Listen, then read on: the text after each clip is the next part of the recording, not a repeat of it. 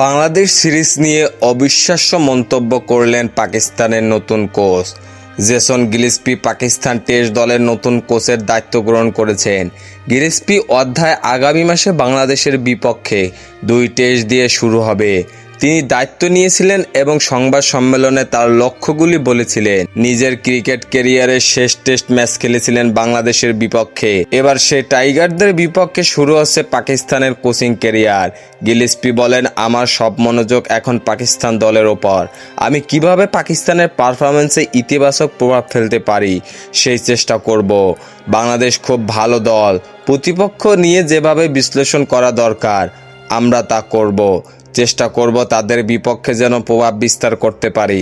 দায়িত্ব নেওয়ার পর আমার প্রথম টেস্ট হবে এটি, আমি সেজন্য মুখিয়ে আছি।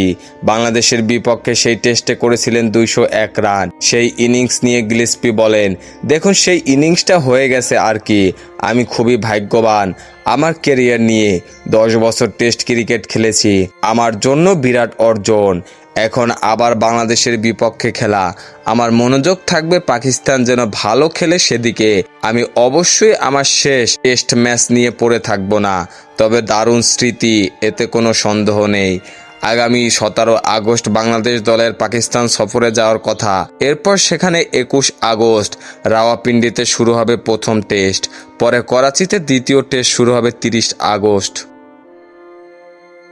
খেলাধুলার সকল আপডেট পেতে আমাদের ইউটিউব চ্যানেলটি সাবস্ক্রাইব এবং ফেসবুক পেজটি ফলো দিয়ে লাইক, কমেন্ট, শেয়ার করে আমাদের সাথে যুক্ত থাকুন। ধন্যবাদ।